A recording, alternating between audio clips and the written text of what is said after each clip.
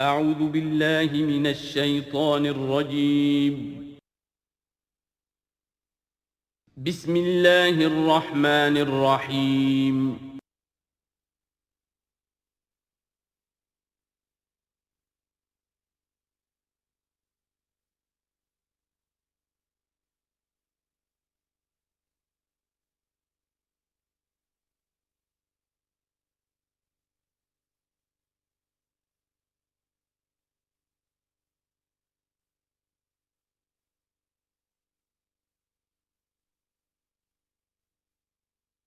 الحمد للہ وکفیٰ والصلاة والسلام علی عبادہ الذین اصطفیٰ خصوصاً علی افضلہم وخاتم النبیین محمد الامین وعلی آلہ وصحبہ اجمعین اما بعد فقد قال اللہ تبارک وتعالی کما ورد فی سورۃ مریم سلام علیہا اعوذ باللہ من الشیطان الرجیم بسم اللہ الرحمن الرحیم واذکر فی الکتاب موسیٰ انہ کان مخلصا وکان رسولا نبیا ونادیناہ من جانب الطور الایمن وقربناہ نجیا ووہبنا لہ من رحمتنا اخاہ ہارون نبیا واذکر فی الکتاب اسماعیل انہ کان صادق الوعد وکان رسولا نبیا وکان یأمر اہلہ بالصلاة والزکاة وکان عند ربہ مرضیا واذکر فی الکتاب ادریس انہ کان صدیقا نبیا ورفعناہ مکانا علیا صدق اللہ العظیم رب اشرح لی صدری ویسر لی امری واحلل عقدۃ من لسانی یفقہوا قولی اللہم ربنا الہمنا رشدنا واعذنا من شرور انفسنا اللہم ارنا الحق حقا وارزقنا اتباعہ وارنا الباطل باطلا وارزقنا اجتنابہ اللہم ربنا آنس وحشتنا فی قبورنا وارحمنا بالقرآن العظیم اللہم اجعلہ لنا اماما ونورا وہدى ورحمہ اللہم ذکرنا منہ ما نسینا وعلمنا منہ ما جہلنا وارزقنا تلاوتہ آناء اللیل وآناء النہار واجعلہ لنا حجتا یا رب العالمین آمین۔ کل ہم نے سورہ مریم کا آغاز کر لیا تھا اور تقریباً نصف کا ہم ترجمہ کر چکے ہیں، لیکن یہ بات بیان ہونے سے رہ گئی کہ مکی اور مدنی صورتوں کے جس تیسرے گروپ میں اس وقت ہم ہیں، جس کی مکیات کا آغاز ہوا تھا سورہ یونس سے، تو اس میں 9 صورتیں ہم پڑھ چکے ہیں۔ جیسا کہ میں نے عرض کیا، وہ 9 صورتیں تین صورتوں کے سب گروپس کی شکل میں ہیں۔ ہر سب گروپ میں ایک جوڑا ہے جس کے اندر وہ نسبت زوجیت بتمام و کمال موجود ہے، اور ایک منفرد مزاج کی صورت ہے۔ سورہ یونس، سورہ ہود ایک جوڑے کی حیثیت سے، سورہ یوسف منفرد ہے، ایک ہی نبی کے حالات پر پوری صورت جو ہے وہ مشتمل ہے۔ پھر سورہ رعد اور سورہ ابراہیم یہ جوڑے کی شکل میں ہے۔ سورہ حجر یہ منفرد مزاج کی ہے، بلکہ اس پورے گروپ میں یہ اس اعتبار سے قدر مختلف نظر آتی ہے کہ اس کا انداز جو ہے وہ ابتدائی زمانے کی صورتوں کا ہے، مضامین کی مناسبت بھی انہی سے ہے۔ چھوٹی چھوٹی آیتیں ہیں، ردم جو ہے وہ بہت تیز ہے، صوتی آہنگ بہت نمایاں ہے، ڈیوائن میوزک جو ہے، جو ملکوتی غنا ہے، وہ اس میں بہت نمایاں ہے۔ پھر 3 صورتیں، سورہ نحل سب سے بڑی ہے اس سب گروپ میں، یہ منفرد مزاج کی ہے، لیکن اس کے بعد سورہ بنی اسرائیل اور سورہ کہف یہ ایک نہایت حسین و جمیل جوڑا ہے۔ اب پھر 3 صورتیں جو آ رہی ہیں، سورہ مریم، پھر سورہ طٰہٰ، سورہ انبیاء۔ یہاں بھی معاملہ وہی ہے کہ ان میں سے 2 صورتیں جو ہیں سورہ مریم اور سورہ انبیاء، ان میں بڑی گہری مشابہت ہے، اور یہ قصص النبیین کے انداز میں یہاں تذکرہ ہے انبیاء کرام کا، انباء الرسل کے انداز میں نہیں ہے۔ وہ جو انداز سورہ کہف، سورہ اعراف میں ہم نے دیکھا، سورہ ہود میں ہم نے دیکھا کہ رسول آئے، انہوں نے دعوت دی، قوم نے انکار کیا، قوم ہلاک کر دی گئی، یہ انداز جو انباء الرسل، ایام اللہ، اس کا نہیں ہے۔ لیکن یہ کہ ایک جو ہے اس سب گروپ میں منفرد صورت ہے، اور وہ ہے سورہ طٰہٰ۔ یہ اس اعتبار سے کہ تقریباً پوری ایک ہی رسول کے حالات پر مشتمل ہے، حضرت موسیٰ علیہ السلام۔ 8 میں سے 5 رکوع مسلسل جو ہیں وہ حضرت موسیٰ علیہ السلام کے حالات پر ہیں، اور ان کی ایک نسبت جو معنوی قائم ہو جاتی ہے اس سورہ مبارکہ کی سورہ یوسف کے ساتھ، وہ یہ ہے کہ تاریخی اعتبار سے ہمیں معلوم ہے کہ حضرت یوسف علیہ السلام کے زمانے میں بنی اسرائیل مصر میں جا کر آباد ہوئے، اور حضرت موسیٰ علیہ السلام کے ذریعے سے اللہ تعالیٰ نے انہیں پھر جو مصر میں فرعونیوں نے انہیں جو اپنا غلام بنا لیا تھا اس غلامی سے نجات دلائی، اور وہ واپس مصر سے نکل کر پھر اپنے آبائی وطن جو ہے سمجھیے جو حضرت ابراہیم کا مسکن تھا یعنی فلسطین کی طرف روانہ ہوئے۔ تو ان میں بھی ایک نسبت قائم تو ہو جاتی ہے لیکن وہ فاصلے سے ہے۔ سورہ مریم میں اور سورہ انبیاء میں آپ کو قصص النبیین کے انداز کا بات ملے گی، تو یہ آپ جب ہم پڑھیں گے تو بات نمایاں ہو جائے گی۔ سورہ مریم میں ہم نے اب تک جو پڑھا ہے، سب سے پہلے حضرت زکریا حضرت یحییٰ کا تذکرہ ہوا پہلے رکوع میں، دوسرا رکوع بہت طویل ہے، اس میں حضرت مریم اور حضرت عیسیٰ کا سلام علیہم ان کا تذکرہ ہوا ہے۔ تیسرے رکوع میں پھر حضرت ابراہیم علیہ السلام کا، اور ان کے ساتھ ہی پھر حضرت اسحاق اور حضرت یعقوب کا تذکرہ ہوا ہے۔ حضرت ابراہیم کے بارے میں کہا گیا کہ انہ کان صدیقا نبیّا۔ اب یہ ایک نئی ترکیب ہے کہ جو پہلی مرتبہ قرآن مجید میں آئی ہے، اور میں نے اسی لیے آج جو ہے کئی آیات تلاوت کی ہیں اگلے رکوع کی، کہ آپ یہ دیکھ سکیں کہ 2 کے بارے میں آ رہا ہے رسولا نبیّا، حضرت اسماعیل اور حضرت موسیٰ علیہ السلام رسولا نبیّا، انہ کان رسولا نبیّا، اور 2 ہی کے بارے میں آیا انہ کان صدیقا نبیّا، یعنی حضرت ابراہیم علیہ السلام اور حضرت ادریس علیہ السلام۔ تو اس میں فرق کیا ہے؟ ظاہر بات ہے کہ الفاظ مختلف ہیں، ترکیب مختلف ہے، تو یقیناً ان کا مفہوم جدا ہے، اگرچہ بہت ہی میرے علم کی حد تک کسی نے اس پر توجہ نہیں کی ہے، بلکہ ایک بہت بڑے عالم تھے جو مفسر قرآن بھی ہیں، ان سے جب میں نے تذکرہ کیا تو ان کا کہ کیا واقعی ایسا ہے، یعنی یہ کہ وہ تفسیر بھی لکھ چکے تھے لیکن انہوں نے توجہ نہیں کی۔ ہوتا یہ ہے کہ آدمی جب گزر جاتا ہے تیزی کے ساتھ، اگر کسی چیز کی توجہ نہیں ہوتی، کیا واقعی ایسا ہے کہ 2 کے بارے میں ہے رسول النبیہ اور 2 کے بارے میں ہے صدیق النبیہ؟ تو میں نے ان سے سوال کیا تھا کہ اس میں پھر کیا فرق ہے۔ اس کے لیے میں چاہتا ہوں کہ جو جس حد تک کہ مجھ پر وہ بات اللہ تعالیٰ نے منکشف فرمائی ہے وہ آپ پر بھی میں آپ کے ساتھ بھی شیئر کروں، کہ یہ جو ہم پڑھ چکے ہیں، ایک تو سورہ فاتحہ میں اہدنا الصراط المستقیم صراط الذین انعمت علیہم، راستہ ان کا ہمیں دکھا اور ان کے راستے پر چلا جن پر تیرا انعام ہوا۔ اس کی وضاحت سورہ نساء میں آئی، وَمَن يُطِعِ اللَّهَ وَالرَّسُولَ فَأُولَٰئِكَ مَعَ الَّذِينَ أَنْعَمَ اللَّهُ عَلَيْهِم مِّنَ النَّبِيِّينَ وَالصِّدِّيقِينَ وَالشُّهَدَاءِ وَالصَّالِحِينَ وَحَسُنَ أُولَٰئِكَ رَفِیقًا۔ یہ منعم علیہم جو ہیں، جن پر اللہ تعالیٰ کا انعام ہوا ہے، یہ جو جماعت ہے منعم علیہم کی، اس کے 4 درجات ہیں۔ اوپر سے چلیں گے تو انبیاء سب سے اوپر ہیں، پھر نیچے ان کے درجہ ہے صدیقین کا، پھر ان سے نیچے شہداء کا، اور پھر بیس لائن سمجھیے کہ وہ صالحین مومنین جو نیک دل مسلمان ہیں، مخلص ہیں، صادق القول ہیں، صادق الایمان ہیں، یہ گویا کہ بیس لائن ہے۔ نیچے سے چلیں گے تو اس بیس لائن سے اگر کوئی شخص ترقی کرے گا تو پھر درجہ اس کے لیے کیا ہے؟ شہادت کا ہے، اس کے اوپر ایک درجہ صدیقیت کا ہے، اور یہ آخری درجہ ہے، اس لیے کہ اس سے آگے نبوت کا جو درجہ ہے وہ اکتسابی نہیں ہے، وہ تو وہبی ہے، اور وہ دروازہ بھی اب بند ہو چکا، وہ ہمیشہ کے لیے وہ آؤٹ آف باؤنڈز ہے، اب نوع انسانی کے لیے وہ نبوت کا دروازہ بند ہو چکا۔ اس صدیقین اور شہداء کے درمیان کیا فرق ہوتا ہے، اس کو اب سمجھ لینا چاہیے، اور اس کو جدید سائیکالوجی کی 2 اصطلاحات کے حوالے سے آپ بڑی آسانی سے سمجھ سکیں گے۔ اللہ تعالیٰ نے عام طور پر انسانوں کو 2 مختلف مزاجوں پر بنایا ہے، ایکسٹروورٹس، انٹروورٹس۔ کچھ لوگ ہوتے ہیں کہ جو باہر کی دنیا سے انہیں زیادہ دلچسپی ہوتی ہے، کچھ کھیل کود میں، سیر میں، باغ، یہ وہ، باہر کی دنیا سے ملنا جلنا، لوگوں سے ملیں گے، وہ پبلک میں ہوں گے، مجلس میں ہوں گے تو زیادہ چہکیں گے، زیادہ خوش ہوں گے۔ کچھ لوگ برعکس مزاج کے ہوتے ہیں، وہ دروبین قسم کے لوگ ہوتے ہیں، انٹروورٹس۔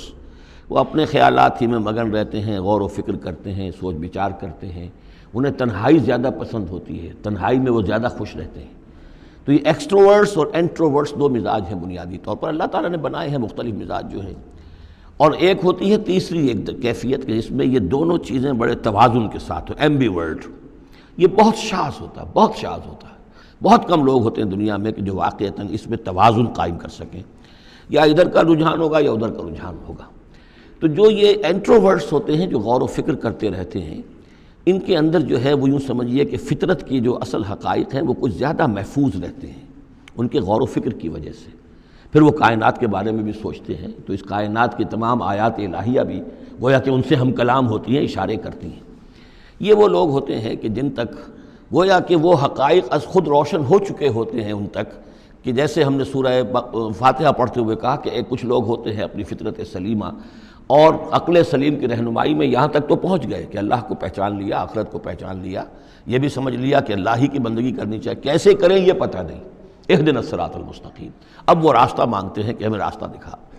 یہ صدیقین ہوتے ہیں، اور ان کی شان یہ ہوتی ہے کہ جیسے ہی کسی نبی کی دعوت ان کے کان میں آتی ہے وہ ایسے لپک کر قبول کرتے ہیں کہ گویا کہ منتظر بیٹھے تھے، جیسے کوئی شخص وضو کر کے بیٹھا ہوا کہ بس اذان کی آواز آئے اور میں چلوں، اتنا ہی ہوتا ہے۔ اسی لیے حضور نے فرمایا ابو بکر رضی اللہ تعالیٰ عنہ کے بارے میں کہ میں نے جس کے سامنے بھی ایمان کی دعوت پیش کی اس نے کچھ نہ کچھ توقف ضرور کیا سوائے ابو بکر کے، ایک لحظے کا توقف نہیں کیا، گویا کہ وہ تو تیار بیٹھے ہوئے تھے۔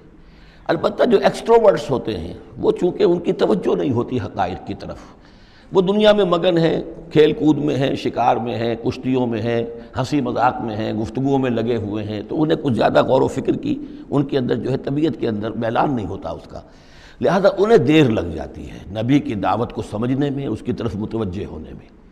لیکن یہ ہے کہ جب ان کا توجہ ہو جاتی ہوتی بھی عام طور پہ جذباتی انداز میں ہوتی ہے، لیکن جب ان کی توجہ ہو جائے جذباتی انداز میں تو پھر یہ ہے کہ وہ چونکہ ہوتے ہیں ایکٹیو زیادہ ہوتے ہیں، لہذا وہ اپنی فعالیت کی وجہ سے آگے نکل جاتے ہیں، بظاہر وہ صدیقین سے آگے نکل جائیں گے فعالیت کی وجہ سے، اس لیے کہ وہ فعال زیادہ ہیں۔ اب اس کی مثال حضرت عمر ہے، حضرت حمزہ ہیں رضی اللہ تعالی عنہما، 6 سال لگ گئے۔ حضرت عمر کے بارے میں تو آپ کہہ سکتے ہیں کہ سب کوئی گھرانہ مختلف تھا، وہ بنو عدی میں سے تھے، حضور بنو ہاشم میں سے تھے، لیکن حضرت حمزہ کو کیوں دیر لگ گئی؟ 6 سال، سگے چچا ہیں، دودھ شریک بھائی ہیں، ساتھ کے کھیلے ہم جولی ہیں، نہایت محبت کرنے والے حضور سے، اور اسی کیفیت کے اندر وہ ایمان لائے کہ ایک روز آئے باہر سے، شکار کھیل کر آ رہے تھے، کئی دن باہر رہے تھے، واپس آئے تو ابھی گھر میں داخل نہیں ہوئے تھے، لونڈی نے کہا کہ آج تو ابو جہل نے بڑی گستاخی کی ہے آپ کے بھتیجے کے ساتھ، اور بس یہ سنتے ہی آگ بگولا ہو کر گئے ہیں، کمان جا کے ماری ابو جہل کے سر میں کہ تم نے یہ کیا ہے، اور اسی وقت کہا اچھا میں اس پر ایمان لایا، آؤ کرو مقابلہ تم۔ یہ ان کے ایمان کا معاملہ ہے۔ تو یہ حمزہ ہیں، اسی طرح حضرت عمر ہیں، چلے تھے حضور کو قتل کرنے کے ارادے سے، لیکن اپنی بہن کے اندر جو دیکھی، اس کے اندر یہ کہاں سے اتنی استقامت آ گئی کہ بھائی جان چاہے آپ ہمیں قتل کر دیں، جان سے مار دیں، لیکن اب یہ جو دین ہم نے قبول کیا اس کو ہم چھوڑنے والے نہیں ہیں۔ بہنوئی کو تو مار مار کے لہو لہان کر دیا تھا سعید ابن زید کو، بہن کو بھی مارا ہے، لیکن پھر اچانک بدل گئے۔ پھر وہی عمر جو ہے جو تلوار ننگی لے کے چلا تھا قتل کرنے کے ارادے سے، گردن میں تلوار حمائل کیے ہوئے، جیسے غلام ہوتے ہیں، ان کے ہاں غلاموں کا رواج یہ تھا، ان کی تلواریں گردنوں میں حمائل ہوتی تھی، وہ آ رہا ہے اور ایمان لا رہا ہے۔ تو یہ ہے شہداء، صدیقین اور شہداء۔ تو اب مزاج جو ہے انبیاء میں بھی آپ کو ملے گا، کچھ لوگوں کا مزاج شہداء سے مناسبت رکھتا ہے۔ حضرت اسماعیل کا آپ نے سنا ہوگا، یہ واقعات قصوں میں آتے ہیں، وہ شکار جیسے کہ حضرت حمزہ کی کیفیت ہے، وہ نکل جاتے تھے۔ حضرت ابراہیم 2 مرتبہ گئے ہیں، ملاقات ہی نہیں ہوئی، اس لیے کہ وہ اپنے شکار پر نکلے ہوئے تھے۔ اس طرح کا معاملہ حضرت اسماعیل کا تھا۔ حضرت موسیٰ بھی جلالی مزاج کے آدمی تھے، ایک آدمی کو مکہ مارا ہے اور اس کی جان نکال دی ہے۔ حضرت ابراہیم وہ دوسری قسم، وہ صدیق النبی، ان کے مزاج جو ہے وہ اس نوعیت کا، صدیقیت کے ساتھ مناسبت رکھنے والا۔ تو نبوت تو ان کو بھی ملی، نبوت ان کو بھی ملی، لیکن مزاجی فرق کی وجہ سے ایک صدیق نبی ہے اور ایک رسول نبی ہے، اس لیے کہ رسول کے ساتھ جو لفظ مناسبت رکھتا ہے وہ شہادت ہے۔ تمام رسول شاہد بنا کر بھیجے گئے ہیں۔ یہ جو کار رسالت ہے، تبلیغ اور اتمام حجت، اس کے اندر تو عمل کا پہلو زیادہ ہے، اور اس میں پھر شہداء زیادہ نمایاں ہوتے ہیں۔ تو رسولوں کے لیے تو ہے ہی یہ، یا ایھا النبی انا ارسلناک شاہدا ومبشرا ونذیرا وداعیا الی اللہ باذنہ وسراجا منیرا، اور جیسے کہ ہم نے پڑھا وکیف اذا جئنا من کل امۃ بشہید، تو رسولوں کے ساتھ مناسبت لفظ کی جو ہے وہ شہادت کی ہے۔ تو گویا کہ شہداء کا مزاج رکھنے والے جو نبی ملے وہ رسول النبیہ ہیں، اور صدیقیت کا مزاج رکھنے والے جن کو نبوت مل گئی وہ صدیق نبی ہیں۔ تو حضرت ابراہیم انہ کان صدیقا نبیہ، وہ تو ہم پڑھ چکے تھے، اب آگے چلیے۔ ابھی اس موضوع پر مزید گفتگو سورہ حدید میں چل کر ہوگی۔ اولئک ھم الصدیقون والشہداء عند ربہم اس کے جو دوسرے رکوع کے آخر میں یہ آیت آئی ہے، تو وہاں جا کر انشاءاللہ اس کے سلسلے میں مزید کچھ گفتگو ہوگی۔ وَاذْكُرْ فِي الْكِتَابِ موسیٰ، اور کتاب میں تذکرہ کیجئے موسیٰ کا، اِنَّهُ كَانَ مُخْلَصًا، یقیناً ہم نے اسے خاص اپنا بنا لیا تھا۔ اس کی تفصیل آگے آ جائے گی سورہ طٰہٰ کے اندر۔ وَكَانَ رَسُولًا نَبِيًّا، اور وہ رسول نبی تھے۔ وَنَادَيْنَاهُ مِن جَانِبِ الطُّورِ الْأَيْمَنِ، اور ہم نے اس کو پکارا، اس سے بات کی، اس کو بلایا طور پہاڑ کے داہنی جانب سے۔ وَقَرَّبْنَاهُ نَجِيًّا، اور اسے قریب ہم نے بلایا سرگوشی کے لیے۔ وَوَهَبْنَا لَهُ مِن رَحْمَتِنَا أَخَاهُ هَارُونَ نَبِيًّا، اور ہم نے اسے اپنی رحمت سے اس کو یہ مقام بھی عطا کیا کہ اس کے بھائی ہارون کو بھی نبوت عطا کر دی، چونکہ یہ درخواست کی تھی حضرت موسیٰ علیہ السلام نے، وہ اگلی صورت میں آ جائے گا۔ وَاذْكُرْ فِي الْكِتَابِ اسماعیل، اور ذرا تذکرہ کیجئے کتاب میں اسماعیل کا بھی، اِنَّهُ كَانَ صَادِقَ الْوَعْدِ، یقیناً وہ بڑے وعدے کے سچے تھے۔ اور خاص طور پر اشارہ ہو رہا ہے اتنا بڑا وعدہ جو حضرت ابراہیم سے اپنے والد سے انہوں نے کیا تھا کہ یا ابت افعل ما تؤمر ستجدنی ان شاء اللہ صابرا، ابا جان کر گزریے جو بھی آپ کو اللہ کی طرف سے حکم آ رہا ہے، مجھے ذبح کرنے کا حکم ہے، ذبح کر دیجئے، انشاءاللہ آپ مجھے صابر پائیں گے۔ تو آخری وقت تک انہوں نے اپنے اس وعدے کو نبھایا اور گردن جو ہے رکھ دی کہ چلائیے چھری۔ صادق الوعد وکان رسول النبی، اور وہ بھی مزاجی اعتبار سے جو میں نے عرض کیا ہے، حضرت حمزہ چونکہ ویسے بھی نسل میں حضرت اسماعیل کی نسل میں سے ہیں، تو اگر آپ دیکھیں گے تو بہت ہی ان کے درمیان شخصیت کی مشابہت نظر آئے گی۔ رسول النبی، وہ رسول نبی تھے۔ وَكَانَ يَأْمُرُ أَهْلَهُ بِالصَّلَاةِ وَالزَّكَاةِ وَكَانَ عِندَ رَبِّهِ مَرْضِيًّا، اور وہ حکم دیتے تھے اپنے گھر والوں کو نماز کا بھی اور زکوٰۃ کا بھی، اور وہ اپنے رب کے نزدیک بہت ہی پسندیدہ تھے، بہت ہی اللہ تعالیٰ کو کے منظور نظر کہہ لیجئے، مرضیہ۔ وَاذْكُرْ فِي الْكِتَابِ ادریس، اور تذکرہ کیجئے کتاب میں ادریس کا بھی۔ یہ ادریس علیہ السلام جو ہیں، یہ ایک نبی ہیں کہ جو حضرت آدم اور حضرت نوح کے مابین گزرے ہیں۔ حضرت آدم اور حضرت نوح کے مابین ایک اور نبی بھی گزرے ہیں، قرآن مجید میں ذکر نہیں ہے، تورات میں، شیس علیہ السلام۔ تو نبی تو یہ ہیں، حضرت آدم پہلے نبی، پھر یہ دو اور نبی ہیں، حضرت ادریس۔ اس تورات میں ان کا نام حنوک ہے، شیس کا نام سیس ہے، وہ تو ٹھیک ہے، اور قرآن مجید میں ان کا تذکرہ بھی نہیں ہے، لیکن حضرت ادریس کا حنوک نام ہے وہاں۔ لیکن یہ کہ یہ دونوں ہیں درمیان میں حضرت آدم اور حضرت نوح علیہ السلام، پہلے رسول حضرت نوح علیہ السلام ہے، یہ دونوں نبی ہیں صرف۔ وَاذْكُرْ فِي الْكِتَابِ ادریس، اور تذکرہ کیجئے کتاب میں، اس قرآن میں، ادریس کا، اِنَّهُ كَانَ صِدِّيقًا نَبِيًّا، یقیناً وہ بھی صدیق نبی تھے، مزاجاً ان کا بھی وہی حضرت ابراہیم کے ساتھ مناسبت، صدیقیت والا مزاج۔ وَرَفَعْنَاهُ مَكَانًا عَلِيًّا، اور ہم نے انہیں اٹھایا تھا بہت بلند مقام تک۔ اب یہ اٹھانا جو ہے، ویسے تو بعض لوگوں کا خیال ہے کہ شاید وہ بھی حضرت عیسیٰ علیہ السلام کی طرح رفع سماوی ان کی ہوئی ہے، چوتھے آسمان میں حضور کی ان سے ملاقات ہوئی ہے شب معراج میں۔ لیکن ایک مفہوم اس کا یہ بھی ہے کہ اونچا مقام دینا، بلند مقام دینا، اس لیے کہ یہاں الہ نہیں ہے، وہاں جو ہے وہ رافعک الیہ، جہاں کہا گیا حضرت عیسیٰ کے بارے میں تمہیں اٹھانے والا ہوں اپنی طرف، تو اس سے مفہوم جو ہے بہت معین ہو جاتا ہے، یہاں ضروری نہیں ہے کہ وہ مفہوم لیا جائے۔ اولئک الذین انعم اللہ علیہم، دیکھیے وہی لفظ آ گیا اب، یہ ہیں وہ لوگ جن پر انعام فرمایا ہے اللہ نے، من النبیین، انبیاء میں سے۔ اب ہم کیونکہ منعم علیہم کے 4 طبقات تھے، ان میں سے یہ انبیاء کا تذکرہ ہو رہا ہے سب کا، تو من النبیین من ذریۃ آدم، اولاد آدم میں سے، وممن حملنا مع نوح، اور پھر بعد ان میں سے ان کی نسل میں سے ہیں جنہیں ہم نے نوح کے ساتھ اس کشتی میں سوار کرایا، ومن ذریۃ ابراہیم، اور پھر ذریۃ ابراہیم میں سے ہیں، ان کی اولاد سے، و اسرائیل، اور حضرت یعقوب کی نسل سے ہیں، وممن ہدینا واجتبینا، اور جنہیں کہ ہم نے ہدایت دی اور جنہیں ہم نے چن لیا، پسند کر لیا۔ اذا تتلیٰ علیہم آیات الرحمن، ان کی کیفیت یہ ہوتی تھی کہ جب رحمان کی آیات ان کو پڑھ کر سنائی جاتی تھی، خروا سجدا و بکیا، تو وہ گر پڑتے تھے اللہ کی جناب میں سجدہ کرتے ہوئے، روتے ہوئے۔ فخلف من بعدہم خلف، پھر ان کی جگہ پر بعد میں آ گئے، ان کے جانشین ہوئے، ان کے وارث ہوئے ایسے ناخلف لوگ۔ یہ خلف کا لفظ جب آتا ہے لام کے جزم کے ساتھ، تو ناخلف یعنی ایسے لوگ کہ جو اپنے اسلاف کے کردار اور ان کی بزرگی جو ہے اس کو برباد کرنے والے، تباہ کرنے والے، ان کی نیک نامی کو بٹا لگانے والے ہوں، ناخلف۔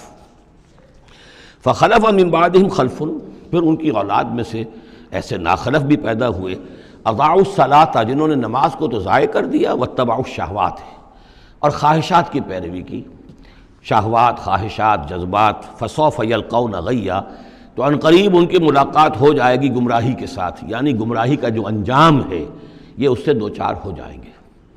الا من تاب وآمن وعمل صالحا، سوائے اس کے کہ جو توبہ کریں اور ایمان لائیں اور نیک عمل کریں، فاولئک يدخلون الجنہ، وہ لوگ جنت میں داخل ہوں گے، ولا یظلمون شیئا، اور ان پر قطعاً کوئی ظلم نہیں کیا جائے گا، ان کا کوئی حق تلفی نہیں کی جائے گی، ان کے پورے اعمال کا انہیں بدلہ مل جائے گا۔ جنات عدن التی وعد الرحمن وعبادہ بالغیب، یعنی ان کو کیا ملے گا؟ وہ باغات، ریزیڈینشل گارڈن، بسنے والے باغات، رہنے والے باغات، جن کا کہ وعدہ کیا تھا رحمان نے اپنے بندوں سے غیب میں۔ یعنی ظاہر بات ہے قرآن مجید میں وعدہ ہو رہا ہے تو ابھی نہ وہ جنت ہمارے سامنے ہے، نہ خود اللہ تعالیٰ جو ہے روح در روح ہمارے سامنے ہے، ہم ایمان لا رہے ہیں اس پر غیب میں، یؤمنون بالغیب۔ انہ کان وعدہ ماتیا، یقیناً اس کا وعدہ جو ہے وہ تو پورا ہونے والا ہی ہے، اس کو تو وقت پر پہنچنا ہی ہے، اب وہ اپنی جگہ پر پختہ ثابت ہوگا۔ لا یسمعون فیہا لغوا الا سلاما، وہ نہیں سنیں گے اس میں کوئی لغو بات، بس صرف سلام ہی سلام، ہر طرف سے فرشتے آ رہے ہیں تو سلام، قیلا سلاما سلاما۔ وَلَهُمْ رِزْقُهُمْ فِيهَا بُكْرَةً وَعَشِيًّا، اور ان کے لیے ان کا رزق ہوگا اس میں صبح بھی اور شام کو بھی۔ تِلْكَ الْجَنَّةُ الَّتِي نُورِثُ مِنْ عِبَادِنَا مَنْ كَانَ تَقِيًّا، یہ ہے وہ جنت جس کے وارث بنائیں گے ہم اپنے بندوں میں سے ان کو کہ جو متقی ہوں گے، خدا ترس ہوں گے، اللہ سے ڈرنے والے ہوں گے۔ وَمَا نَتَنَزَّلُ إِلَّا بِأَمْرِ رَبِّكَ، اور اے نبی ہم نہیں نازل ہوتے مگر آپ کے رب کے حکم سے۔ لَهُ مَا بَيْنَ أَيْدِينَا وَمَا خَلْفَنَا وَمَا بَيْنَ ذَلِكَ وَمَا كَانَ رَبُّكَ نَسِيًّا، اسی کے اختیار میں ہے جو کچھ ہمارے سامنے ہے اور جو کچھ ہمارے پیچھے ہے اور جو ان دونوں کے مابین ہے، اور اے نبی آپ کا رب بھولنے والا نہیں ہے۔ یہ بہت اہم مضمون ہے، اور در حقیقت ایک مضمون کا یوں سمجھیے کہ سلسلہ شروع ہو رہا ہے جس کی پہلی کڑی یہ ہے۔ اس کو یوں سمجھیے کہ حضور صلی اللہ علیہ وسلم کو جو قرآن مجید سے شغف تھا اور محبت تھی اور شوق تھا آپ کا، تو جو وقفہ پڑ جاتا تھا وہی میں، وہ آپ پر بڑا شاخ گزرتا تھا۔ آپ چاہتے تھے کہ وہی جلدی جلدی آئے تاکہ آپ اس سے اور اپنے وجود پرنور کو مزید منور کریں۔ آپ جو ہے قرآن مجید سے جو آپ کو عشق تھا اس کے بنا پر اس میں آپ کو اجلت رہتی تھی کہ جلدی آئے قرآن۔ تو اس حوالے سے آپ نے حضرت جبرائیل سے شکوہ کیا کہ آپ وقفے وقفے سے آتے ہیں، ہم انتظار کرتے رہتے ہیں۔ اس کا یہ جواب ہے جو جہاں دیا جا رہا ہے، وَمَا نَتَنَزَّلُ إِلَّا بِأَمْرِ رَبِّكَ، اے نبی ہم اپنی مرضی سے نہیں نازل ہو سکتے، ہم نہیں نازل ہوتے مگر آپ کے رب کے حکم سے۔ لَهُ مَا بَيْنَ أَيْدِينَا، یہ بہت ہی یعنی یوں سمجھیے کہ گہرے الفاظ ہیں۔ لَهُ مَا بَيْنَ أَيْدِينَا وَمَا خَلْفَنَا، جو ہمارے آگے ہے اس کا اختیار بھی اللہ ہی کا ہے، جو ہمارے پیچھے ہے اس کا اختیار بھی اللہ ہی کا ہے۔ وَمَا بَيْنَهُمَا وَمَا بَيْنَ ذَلِكَ، آگے اور پیچھے کے مابین کون ہے پھر؟ ہم، میں، میرا وجود، میرے آگے میرے پیچھے، اور ان دونوں کے درمیان کون ہے؟ میں گویا کہ بالکلیہ اللہ تعالیٰ کے حکم کے تابع ہوں۔ فرشتے کی یہی شان ہے کہ فرشتہ جو ہے یفعلون ما یؤمرون، جو حکم ملتا ہے، لا یعصون اللہ ما امرہم، ان کا معاملہ یہ ہے کہ جو بھی اللہ کا حکم ہے گویا کہ وہ تو اس سے سرتابی نہیں کرتے، سرے منہ اس میں فرق نہیں ڈالتے۔ وَمَا نَتَنَزَّلُ إِلَّا بِأَمْرِ رَبِّكَ، ہم نہیں اترتے یا اتر سکتے مگر آپ کے رب کے حکم سے، جب اسی کی مصلحت اور اسی کی مشیت ہوتی ہے وہ وحی دے کر ہمیں بھیجتا ہے۔ لَهُ مَا بَيْنَ أَيْدِينَا وَمَا خَلْفَنَا وَمَا بَيْنَ ذَلِكَ وَمَا كَانَ رَبُّكَ نَسِيًّا، اور اے نبی یہ جو کچھ تاخیر ہو جاتی کسی بھول کی وجہ سے نہیں ہے کہ اللہ کو کوئی نسیان لاحق ہو گیا ہے تو تھوڑی دیر کے لیے توجہ کہیں اور ہو گئی ہے، معاذ اللہ، تیرا رب جو ہے بھولنے والا نہیں ہے بلکہ یہ حکمت کے تحت ہے، اللہ تعالیٰ کی مشیت یہ ہے۔ كَذَلِكَ لِنُثَبِّتَ بِهِ فُؤَادَكَ رَتَّلَ اللَّهُ تَرْتِيلًا، وہ جو ہم پڑھ چکے سورہ بنی اسرائیل میں بھی، وَقُرْآنًا فَرَقْنَاهُ لِتَقْرَأَهُ عَلَى النَّاسِ عَلَى مُكْثٍ وَنَزَّلْنَاهُ تَنزِيلًا، یہ ہماری حکمت ہے کہ ذرا وقفے سے آپ یہ قرآن لوگوں کو پڑھ کر سنائیں۔ رب السماوات والارض، وہ رب ہے آسمانوں کا اور زمین کا، وما بینہما، اور جو ان دونوں کے مابین ہے، فاعبدہ، پس اسی کی بندگی اور پرستش کیجئے، واصطبر علیہ لعبادتہ، اور اس کی عبادت کے اوپر پوری طرح جمے رہیے، صبر کیجئے۔ ہل تعلم لہ سمیہ، تو کیا تم جانتے ہو کہ اس کی سی شان کا کوئی اور بھی کوئی اور ہستی ہے؟ ظاہر بات ہے جو شان اللہ کی ہے اس کی سی شان رکھنے والی کوئی اور ہستی کائنات میں موجود نہیں۔ وَيَقُولُ الْإِنسَانُ وَإِذَا مَا مِتُّ لَسَوْفَ أُخْرَجُ حَيًّا، اور یہ انسان کہتا ہے حیران ہو کر، کیا میں جب مر جاؤں گا تو پھر مجھے زندہ کر کے اٹھا لیا جائے گا؟ یعنی یہ وہ لوگ ان میں سے کہ جو بعث بعد الموت کے منکر تھے۔ میں نے بارہا آپ کو بتایا کہ اکثر و بیشتر تو وہ مانتے تھے، لیکن وہ کہتے تھے کہ وہاں ہمیں چھڑانے والے ہیں، ہمارے شفعاء ہیں، ہؤلاء شفعاؤنا عند اللہ، تو بعث بعد الموت کے وہ منکر نہیں تھے، لیکن ایک طبقہ ان میں ایسے لوگوں کا بھی تھا۔ اب یہ ان کی بات ہو رہی ہے۔ وَيَقُولُ الْإِنسَانُ وَإِذَا مَا مِتُّ لَسَوْفَ أُخْرَجُ حَيًّا، کہ جب میں مر جاؤں گا پھر مجھے دوبارہ اٹھا لیا جائے گا اور نکال دیا جائے گا۔ اولا یذکر الانسان، تو کیا اس انسان کو یہ یاد نہیں ہے انا خلقناہ من قبل ولم یک شیئا، کہ وہ کچھ بھی نہیں تھا اور ہم نے اسے پیدا کیا ہے، تو کیا مشکل ہے ہمارے لیے دوبارہ اس کو پیدا کر دینا؟ کیا تھا وہ پہلے، اس کی کیا حقیقت تھی؟ یعنی جہاں سے ہم اپنے آپ کو جانتے ہیں وہ بھی ظاہر بات ہے کہ ایک نطفہ ایک ہے، اس سے ہمارا آغاز ہوا، یہ تو سبھی جانتے ہیں نا۔ تو اس سے اللہ تعالیٰ نے اگر انسان بنا دیا ہے تو کیا اللہ تعالیٰ دوبارہ تمہیں پیدا نہیں کر سکتا؟ فَوَرَبِّكَ، تو قسم ہے تیرے رب کی، لَنَحْشُرَنَّهُمْ وَالشَّيَاطِينَ، ہم جمع کریں گے ان سب کو بھی اور تمام شیطانوں کو، ثُمَّ لَنُحْضِرَنَّهُمْ حَوْلَ جَهَنَّمَ جِثِيًّا، اور پھر ہم سب کو جمع کر لیں گے جہنم کے گرد کہ یہ اپنے گھٹنوں کے بل گرے ہوئے ہوں گے۔ ثُمَّ لَنَنزِعَنَّ مِن كُلِّ شِيَّةٍ أَيُّهُمْ أَشَدُّ عَلَى الرَّحْمَنِ عِتِيًّا، پھر ہم ہر گروہ میں سے، ہر قوم میں سے پھر نکالیں گے کون ہیں وہ جو سب سے زیادہ اکڑنے والے تھے رحمان کے مقابلے میں۔ بلاؤ ادھر سے ابو جہل کو اور بلاؤ ادھر سے عقبہ ابن ابی معیط کو، ہر گروہ میں سے جو سب سے زیادہ اللہ کی اس کے ساتھ گستاخی کرنے والا اور سب سے زیادہ تکبر کرنے والا تھا، پھر اس کو آگے نکال کر نمایاں کیا جائے گا۔ ثم لنحن عالم بالذین هم اولی بحاصلیہ، پھر ہم خوب جانتے ہیں ان لوگوں کو کہ جو بہت زیادہ قابل ہوں گے اور سب سے پہلے داخل ہونے والے ہوں گے اس جہنم کے اندر۔ وَإِن مِّنكُمْ إِلَّا وَارِدُهَا کان علی ربک حتما مقضیا، اور تم میں سے کوئی بھی نہیں ہے مگر یہ کہ اسے ایک مرتبہ جہنم پر آنا ہوگا۔ یہ فیصلہ ہے تیرے رب کا حتمی، طے شدہ، حتماً مقضیہ۔ اس کا جو مفہوم سمجھا گیا ہے میں اسے اتفاق کرتا ہوں کہ اصل میں وہ پل صراط جس کا تذکرہ جو ہے آئے گا سورہ حدید میں بھی اور پھر سورہ تحریم میں بھی، جس کو ہم پل صراط کہہ دیتے ہیں، الصراط ہے وہ، یہی صراط مستقیم جس پر ہم چل رہے ہیں، یہ عالم برزخ کے اندر جا کر اور قیامت کے دن جو ہے یہی پل صراط بن جائے گا اور یہ جہنم کے اوپر ہوگا۔ گویا کہ اس پر سے گزر کر لوگ داخل ہوں گے جنت کے اندر، تاکہ مشاہدہ کر لیں کہ اللہ تعالیٰ نے کس چیز سے ہمیں بچایا ہے۔ اور وہاں پر جو جہنمی ہے وہ ٹھوکریں کھا کھا کر اس میں گرتے جائیں گے کیونکہ ان کے پاس روشنی نہیں ہوگی۔ یہ مضمون جو ہے کھل کر آئے گا سورہ حدید میں اور سورہ تحریم میں۔ تو یہ فرمایا کہ آنا تو ہر ایک کو پڑے گا، ہر انسان کا گزر اس پر ہوگا، تاکہ اور اس میں یہ کہ یقیناً جو بچا لیے جائیں گے ان کے دل میں کس قدر اللہ تعالیٰ کی اس رحمت کا اور مغفرت کی قدر کتنی ہوگی کہ اللہ نے ہمیں کس انجام سے بچایا ہے۔ وَإِن مِّنكُمْ إِلَّا وَارِدُهَا كَانَ عَلَى رَبِّكَ حَتْمًا مَقْضِيًّا ثُمَّ نُنَجِّي الَّذِينَ اتَّقَوْا، پھر وہاں سے ہم نجات دے دیں گے، بچا کر لے جائیں گے ان لوگوں کو جنہوں نے کہ تقویٰ کی روش اختیار کی تھی دنیا میں، وَنَذَرُ الظَّالِمِينَ فِيهَا جِثِيًّا، اور چھوڑ دیں گے ظالموں کو اسی میں پڑے ہوئے، وہ وہاں پر پڑے جائیں گے، گرتے جائیں گے اور اہل ایمان اور اہل تقویٰ نکل جائیں گے۔ وَإِذَا تُتْلَىٰ عَلَيْهِمْ آيَاتُنَا بَيِّنَاتٍ، اور جب انہیں ہماری روشن آیات پڑھ کر سنائی جاتی ہیں، قَالَ الَّذِينَ كَفَرُوا لِلَّذِينَ آمَنُوا، تو کہتے ہیں یہ کافر لوگ اہل ایمان سے، اَيُّ الْفَرِيقَيْنِ خَيْرٌ مَقَامًا وَأَحْسَنُ نَدِيًّا، دونوں جماعتوں میں سے، دونوں گروہ میں سے کن کے مکان و مقام بہتر ہیں اور کن کی مجلسیں بہت اچھی ہیں۔ یعنی اے مسلمانوں دیکھو، تم اور تمہارے رسول محمد صلی اللہ علیہ وسلم اور ان کے گرد جو لوگ بیٹھے ہوتے ہیں، نہ ان کے پاس دنیاوی دولت ہے، نہ حیثیت ہے، نہ وجاہت ہے، ایک ہم ہیں۔ دیکھو ذرا ابو جہل کی مجلس جا کے دیکھو کتنی آباد ہے، بڑے بڑے چودھری لوگ آ کر اس کے پاس بیٹھتے ہیں۔ ذرا کہیں جا کر ولید بن مغیرہ کی چوپال دیکھو، اس کی چوپال جو ہے اس کی کیا شان ہے۔ تو یہ وہی بات جو کہ ہم سورہ کہف میں پڑھائے ہیں، جو دو افراد کے مابین مکالمہ ہوا تھا کہ اس نے کہا تھا کہ میرے پاس مال زیادہ، انا اکثر منک مالا واعز نفرا۔ اسی طرح انہوں نے کہا کہ ای الفریقین خیر مقاما واحسن ندیا، کہ دو گروہ دیکھ لو تمہارے سامنے ہیں، ایک معلوم ہوتا ہے کہ مفلس ہیں، قلاش ہیں، غلام لوگ ہیں، ان کے ساتھ بیٹھے ہوئے ہیں، بلال بیٹھا ہوا ہے، وہاں وہ ابو فقی بیٹھا ہوا ہے، یہ جو عمار ہے اور یہ فلاں ہے اور یہ یاسر ہیں، یہ لوگ ہیں۔ ادھر جا کر دیکھو وہ کتنی سج دھج کے ساتھ، شان و شوکت کے ساتھ ان کی محفلیں ہیں، کیا کچھ ساز و سامان ہے، کیسے قالین بچھے ہوئے ہیں۔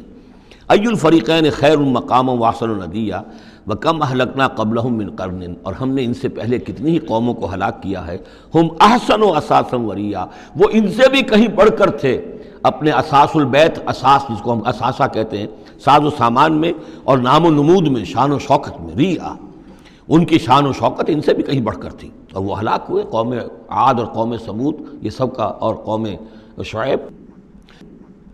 قل من کان فی الضلالۃ فلیمدد لہ الرحمن مدا، اے نبی ان سے کہہ دیجئے جو شخص بھی ضلالت میں، گمراہی میں ہے، تو اللہ کا یہ طریقہ ہے، قاعدہ ہے کہ اللہ تعالیٰ اسے پھر اور ڈھیل دیتا ہے، رسی دراز کرتا ہے، اس کو اور نعمتیں دے دیتا ہے۔ حتیٰ اذا رأوا ما یوعدون، یہاں تک کہ جب اچانک وہ وقت آ جائے گا کہ جس کے ان کو دھمکی دی جا رہی ہے، اما العذاب و اما الساعہ، یا تو دنیا میں عذاب آ جائے، عذاب ہلاکت، عذاب استحصال، یا قیامت، فسیعلمون، تب وہ جان لیں گے، من ہوا شر مکانا واضعف جندا، کہ کون ہے جو اپنے مقام اور مرتبے کے اعتبار سے بدتر ہے، اور کون ہے کہ جو لشکر اور اپنے لاؤ لشکر کے اعتبار سے کمزور تر ہے۔ اس وقت پتہ چلے گا کہ محمد زیادہ طاقتور تھے صلی اللہ علیہ وسلم، یا ابو جہل زیادہ طاقتور تھا۔ آخرت میں جا کر حقیقت کھل جائے گی۔ اس وقت تو یہ ایک سراب ہے، نظر آ رہا ہے، ایک ڈرامہ ہے، کھیل ہو رہا ہے، حقیقت جو ہوگی وہ منکشف ہو جائے گی اس دن۔ وَيَزِيدُ اللَّهُ الَّذِينَ اهْتَدَوْا هُدًى، اور اللہ تعالیٰ ان لوگوں کی ہدایت میں اضافہ کرتا ہے جو ہدایت کی راہ اختیار کرے۔ اللہ بڑھاتا ہے ان لوگوں کو ہدایت میں کہ جنہوں نے ہدایت اختیار کی۔ والباقیات الصالحات خیر عند ربک ثوابا وخیر مردا، اور یقیناً نیک باقی رہنے والے تو وہ نیک عمل ہے۔ یہ مال و دولت باقی رہنے والا نہیں ہے، یہ تو یہیں کی شے یہیں رہ جائے گی۔ باقیات الصالحات، بقا اگر ہے، دوام ہے انسان کے ساتھ، اس عالم آخرت میں جانے والی کوئی شے ہے تو باقیات الصالحات ہے، وہ تو نیک کام ہے۔ خیر عند ربک ثوابا، وہ یقیناً تیرے رب کے نزدیک بہت بہتر ہیں بدلے کے اعتبار سے بھی، وخیر مردا، اور اس اعتبار سے بھی کہ لوٹ کر جایا جائے ان کے پاس۔ جب ہم وہاں پہنچیں گے ہمیں اپنے اعمال جو ہیں وہاں منتظر ملیں گے، ان کی جزا، بلکہ یہ کہ کہا جائے گا یہ تمہارے اعمال ہی ہیں، ان کی شکل بدل گئی ہے۔ افرأیت الذی کفر بآیاتنا وقال لأوتین مالا وولدا، تو کیا تم نے دیکھا اس شخص کو جو ہماری آیات کا تو کفر کرتا ہے اور کہتا ہے مجھے تو لازماً ملے گا، مال بھی ملے گا اور اولاد بھی ملے گی۔ یہ وہی بات سمجھ لیجیے جو سورہ کہف میں آ چکی ہے کہ اس نے کہا تھا وَلَئِن رُدِدتُّ إِلَىٰ رَبِّي لَأَجِدَنَّ خَيْرًا مِنْهَا مُنْقَلَبًا، تم جو ہو جوتیاں پھٹکار رہے ہو یہاں پر بھی، تمہیں وہاں بھی کچھ نہیں ملنا۔ اگر واقعی آخرت ہو ہی گئی، اول تو مجھے گمان نہیں، میں نہیں سمجھتا کہ وَمَا أَظُنُّ السَّاعَةَ قَائِمَةً وَلَئِن رُدِدتُّ إِلَىٰ رَبِّي لَأَجِدَنَّ خَيْرًا مِنْهَا مُنْقَلَبًا، تو مجھے وہاں پر بھی اچھا ہی ملے گا جیسے یہاں اچھا ملا ہوا ہے۔ وہی اسی طرح یہ ہے کہ ان کا ہمیں تو وہاں پر بھی ملے گا، آخرت میں بھی بہت سا مال بھی ملے گا، اولاد بھی ملے گی۔ اطلاع الغیب، یہ دنیا بھی مراد ہو سکتی ہے لیکن میرے نزدیک آخرت ہی مراد ہے۔ اطلاع الغیب، کیا وہ غیب پر مطلع ہو چکا ہے، اس نے جھانک کر دیکھ لیا ہے غیب کو؟ ام اتخذ عند الرحمن عہدا، یا وہ کوئی رحمان سے عہد لے چکا ہے، پکا قول و قرار لے چکا ہے جس پر اس یقین سے کہہ رہا ہے کہ اسے تو مال بھی ملے گا اور اولاد بھی ملے گی۔ کلا، ہرگز نہیں۔ سنکتب ما یقول، جو کچھ یہ کہہ رہا ہے وہ ہم لکھ لیں گے تاکہ جواب دہی پوری کرنی پڑے کہ کیا کیا بکواس تم کیا کرتے تھے۔ وَنَمُدُّ لَهُ مِنَ الْعَذَابِ مَدًّا، اور پھر عذاب کے اندر ہم اس کے اضافہ کرتے چلے جائیں گے، عذاب کو اس کے لیے کھینچتے چلے جائیں گے۔ وَنَرِثُهُ مَا يَقُولُ، اور جو کچھ وہ کہہ رہا ہے اس کے وارث تو ہم ہوں گے، سارا مال دنیاوی سامان جو بھی کچھ ہے وہ تو ہماری وراثت میں آ جائے گا۔ وَيَأْتِينَا فَرْدًا، اور وہ جب آئے گا ہمارے سامنے ہماری عدالت میں پیش ہونے کے لیے تو ایک فرد کی حیثیت سے آئے گا، نہ اولاد ساتھ ہوگی، نہ مال، نہ خدم، نہ حشم، نہ قوم، نہ ہم نشین، نہ حاشیہ نشین، کوئی نہیں ہوگا۔ وَاتَّخَذُوا مِن دُونِ اللَّهِ آلِهَةً، انہوں نے اللہ کے سوا کچھ اختیار کر لیے ہیں اپنے معبود، لِيَكُونُوا لَهُمْ عِزًّا، تاکہ وہ ان کے مددگار بنے، ان کے لیے سہارا بنے، پشت پناہ بنے، اللہ کے ہاں انہیں کچھ چھڑا سکے عذاب سے۔ کلا، ہرگز نہیں۔ سَيَكْفُرُونَ بِعِبَادَتِهِمْ، وہ تو ان کی عبادت کا انکار کریں گے، جیسا کہ پہلے بھی آ چکا ہے، وہ فرشتے ہوں، اولیاء اللہ ہوں، انبیاء ہوں، حضرت عیسیٰ ہوں، شیخ عبد القادر جیلانی ہوں، کوئی بھی ہو، ان کا تو وہ تو کفر کرے گے، تم کیا کہہ رہے ہو، ہمیں تو معلوم بھی نہیں تھا کہ تم ہم سے دعائیں کرتے رہے اور ہمیں سمجھتے رہے کہ ہم تمہیں چھڑا لیں گے۔ سَيَكْفُرُونَ بِعِبَادَتِهِمْ، وہ انکار کریں گے ان کی عبادت کا۔ وَيَكُونُونَ عَلَيْهِمْ ضِدًّا، اور وہاں ان کے مخالف ہوں گے، انہیں وہاں پر پروسیکیوٹ کروائیں گے۔ أَلَمْ تَرَ أَنَّا أَرْسَلْنَا الشَّيَاطِينَ عَلَى الْكَافِرِينَ تَعُزُّهُمْ عَزًّا، کیا تم نے دیکھا نہیں کہ ہم کافروں پر شیاطین کو بھیجتے رہتے ہیں، یعنی یہ کہ یہ شیاطین جن جو ہیں یہ ان پہ حملہ آور ہوتے رہتے ہیں اور انہیں خوب ابھارتے رہتے ہیں گناہوں کے اوپر، اور انہیں اور سرکشی کے اوپر آمادہ کرتے رہتے ہیں۔ وجہ کیا ہے کہ خود انہوں نے شیطان کی رفاقت کو اختیار کی ہے۔ فلا تعجل علیہم، اب یہ مضمون یہاں دوسری مرتبہ آ گیا، عجلت نہیں، فلا تعجل علیہم۔ ایک تو فرمایا قرآن مجید کے ضمن میں عجلت نہ کیجیے، اس کی جو بھی تنزیل ہے وہ اللہ تعالیٰ کی حکمت کے تحت جو اس میں تدریج ہے اسی کو آپ سمجھیے کہ خیر اسی میں ہے، آپ کا شوق اپنی جگہ ہے، لیکن یہ کہ ایک دوسری بات فلا تعجل علیہم، ان کے بارے میں بھی آپ جلدی نہ کیجیے، ایسا نہ ہو کہ آپ کے دل میں یہ خیال آئے کہ اب ان کفار مکہ کی رسی جو ہے مزید دراز نہیں ہونی چاہیے، اب ان کو پکڑ لیا جانا چاہیے، انہوں نے حد کر دی ہے۔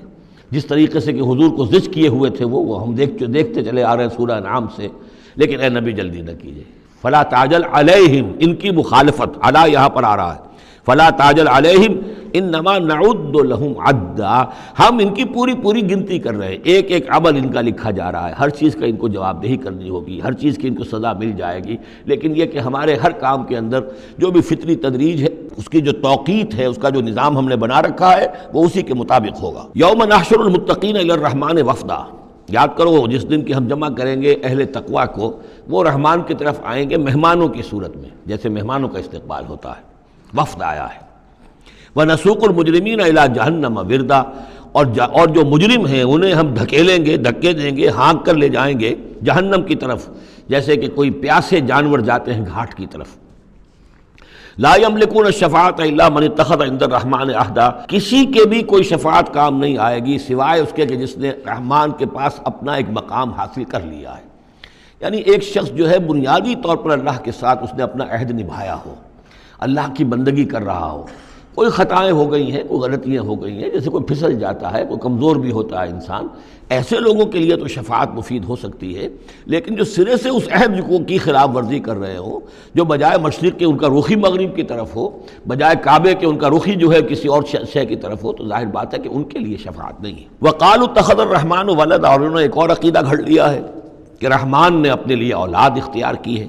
لَقَدْ جِئْتُمْ شَيْئًا إِدًّا، دیکھو تم نے یہ بہت بڑی بھاری بات کہی ہے، یہ بہت بڑی گستاخی ہے اللہ کی جناب میں، اور کتنی بھاری گستاخی ہے ذرا نوٹ کیجئے الفاظ، تکاد السماوات یتفطرن منہ، قریب ہے کہ آسمان پھٹ پڑے تمہاری اس گستاخی پر، وتنشق الارض، اور قریب ہے کہ زمین شق ہو جائے، وتخر الجبال حدا، اور یہ پہاڑ جو ہے دھماکے کے ساتھ گر پڑے، ان دعوا للرحمن ولدا، کہ انہوں نے رحمان کے لیے بیٹا قرار دیا، بیٹی قرار دی۔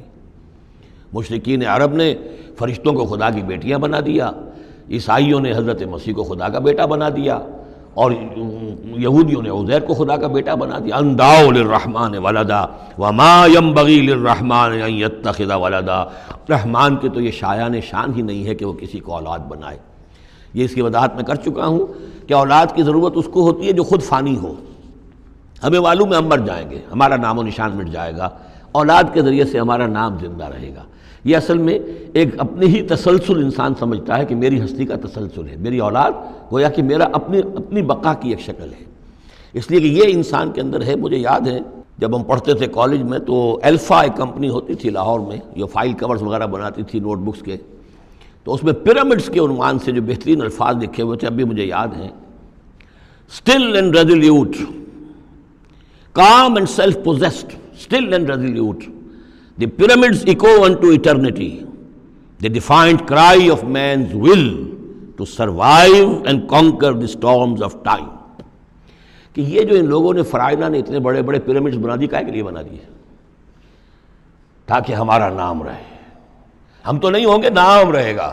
تو گویا کہ انسان کے اندر ایک خواہش ہے بقا کی، وہ اپنا دوام چاہتا ہے، یہ اسے پتا ہے کہ میری ذاتی طور پر تو میرا دوام ہے، تو میں کوئی عمارت بنا دوں، میرا نام جو ہے اس کے حوالے سے دنیا کے اندر رہے۔ اور یہی معاملہ اولاد کا ہے کہ اولاد سے انسان کو سب سے زیادہ جو اس کو خواہش ہوتی ہے وہ اپنا بقا، اپنا تسلسل، وہ سمجھتا ہے کہ میری اپنی کنٹینیوٹی ہے کہ جو میری اولاد کے ذریعے سے۔ ظاہر بات ہے کہ اللہ ہمیشہ خود باقی رہنے والا ہے، تو اس کے شایان شان ہی نہیں ہے کہ وہ کسی کو اپنی اولاد بنائے، اسے کوئی ضرورت ہی نہیں ہے۔ تو تمہارے لیے ہے معاملہ کہ تم فانی ہو، لہذا تمہیں ضرورت ہے کہ کوئی تمہارا نام لیوا باقی رہے۔ وما ينبغي للرحمن ان يتخذ ولدا ان كل من في السماوات والارض الا آتي الرحمن عبدا، نہیں ہے کوئی بھی آسمانوں اور زمین میں کوئی بھی مگر یہ کہ وہ حاضر ہوگا رحمان کی عدالت میں بندے کی حیثیت سے، کسے باشد، جبکہ ہمیں معلوم ہے کہ محمد رسول اللہ صلی اللہ علیہ وسلم بھی حاضر ہوں گے تو بندے کی حیثیت سے، عبدہ ورسول، عبد۔ اور حضور فرماتے ہیں کہ اس روز میدان حشر میں لواء الحمد بیدی، میرے ہاتھ میں ہوگا حمد کا جھنڈا، اور اس روز جو میں حمد کروں گا اللہ کی وہ آج نہیں کر سکتا۔ اللہ تعالیٰ کی حمد بیان کریں گے محمد الرسول اللہ عدالت خداوندی میں کھڑے ہو کر۔ تو معلوم یہ ہوا کہ جو بھی آئے گا بندہ بن کر آئے گا، وہ عیسیٰ ہوں یا عیسیٰ ابن مریم انت قلت للناس اتخذونی وامي الہین من دون اللہ، یہ سوال کیا جائے گا کہ نہیں؟ تو فرمایا کہ ان کل من فی السماوات والارض، یقیناً کوئی نہیں ہے آسمانوں اور زمین میں، الا آت الرحمن عبدا، مگر وہ رحمان کی خدمت میں آئے گا، حاضر ہوگا بندے کی حیثیت سے۔ لقد احصاہم، اس نے ان سب کی گنتی کی ہوئی ہے، ان کا پورا احاطہ کیا ہوا ہے، کوئی چھپ نہیں رہے گا، کہیں بچ کر نہیں رہ جائے گا۔ وعدہم عدا، اور ہم نے پوری گنتی رکھی ہوئی ہے۔ وکلہم آتی ہے یوم القیامت فردا، اور قیامت کے دن یہ سب کے سب آئیں گے تو ایک فرد کی حیثیت سے، انڈیویجول کیپیسٹی میں محاسبہ ہوگا۔ نہ ماں باپ ساتھ ہوں گے کوئی شفاعت کرنے کے لیے، کوئی گڑ گڑانے کے لیے، نہ اولاد ہوگی، نہ شوہر کے ساتھ جوری ہوگی، نہ جورو کے ساتھ شوہر ہوگا، کچھ نہیں۔ ہر ایک شخص نفسی نفسی، اپنی جان۔ وَكُلُّهُمْ آتی ہے یوم القیامت فردا، میری جو کتاب ہے سابقہ اور موجودہ مسلمان امتوں کا ماضی، حال اور مستقبل، اس میں ایک چیپٹر ہے قرآن کا قانون عذاب، کہ عذاب جو قوموں کے اوپر آتا ہے وہ دنیا میں آتا ہے، آخرت کا عذاب جو ہے وہ افراد کے لیے ہے۔ محاسبہ اجتماعی جو ہوتا ہے وہ اللہ کا دنیا میں ہوتا ہے، لیکن آخرت کا حساب وہ جو ہے محاسبہ انفرادی ہے۔ ان الذین آمنوا وعملوا الصالحات سیجعل لهم الرحمن ودا، یقیناً جو لوگ ایمان لائے اور جنہوں نے نیک عمل کیا، ان قریب رحمان ان کے لیے محبت پیدا کر دے گا، یعنی لوگوں کے دلوں میں محبت ڈال دے گا۔ یہی ابو بکر ہوں گے جن کا نام کس تعظیم سے لوگ لیا کریں گے، کس محبت سے لیا کریں گے۔ یہی بلال ہوں گے جن کی جو تعظیم ہوگی، جن کی کتنی محبت کی جائے گی۔ ابھی ذرا وقت ہے، کٹھن ہے۔ سیجعل لهم الرحمن ودا، حدیث میں بھی آتا ہے کہ اللہ تعالیٰ جو ہے اپنے کسی بندے سے محبت کرتا ہے تو پہلے فرشتوں کو، جبرائیل سے کہا جاتا ہے کہ میں اپنے اس بندے سے محبت کرتا ہوں، اعلان کر دو۔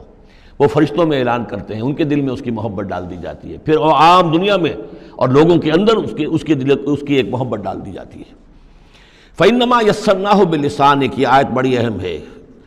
تو ہم نے اس قرآن کو یسرنا ہو، اس کو قرآن کو آسان کر دیا ہے، بلسان کا، آپ کی زبان پر یا آپ کی زبان کے ساتھ، یعنی عربی زبان میں۔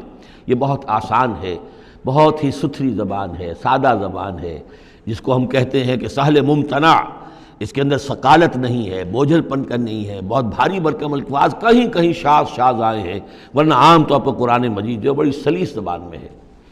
انما یسرناہ لسانک، بلسانک لتبشر بہ المتقین، تاکہ آپ بشارت دیں اس کے ذریعے سے متقیوں کو، وتنذر بہ قوما لدا، اور اس کے ذریعے سے انذار فرمائے۔ یعنی آپ کی دعوت کا مرکز و محور اور آپ کا آلہ جو ہے، آلہ دعوت، آلہ انقلاب، وہ قرآن مجید ہے۔ انذار کیجئے قرآن کے ذریعے، تبشیر کیجئے قرآن کے ذریعے، تذکیر کیجئے قرآن کے ذریعے۔ فذکر بالقرآن من یخاف وعید، تذکیر ہو، واعظ ہو قرآن کے ذریعے۔ یا ایھا الناس قد جاءتکم موعظۃ من ربکم، اس سے بڑا واعظ اور کوئی نہیں۔ تزکیہ نفس ہو قرآن کے ذریعے سے، شفاء لما فی الصدور یہ ہے، سورہ یونس میں بھی آ چکا، سورہ بنی اسرائیل میں بھی آ چکا۔ وَنُنَزِّلُ مِنَ الْقُرْآنِ مَا هُوَ شِفَاءٌ وَرَحْمَةٌ لِّلْمُؤْمِنِينَ، تو قرآن مجید ہی در حقیقت دعوت اور تربیت کا اور تعلیم کا گویا کہ اس کا محور ہے، مرکز و محور۔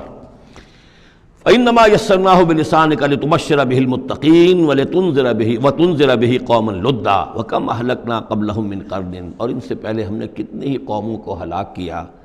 هل تحس منهم من احد، ان میں سے کسی کی کوئی آہٹ تمہیں نظر آتی ہے؟ کہیں کوئی باقی ہے نام و نشان؟ کہیں عاد کا کوئی نام و نشان باقی ہے؟ اور تسمع لهم رکزا، یا کہیں ان کی کوئی بھنک تمہارے کان میں آتی ہے؟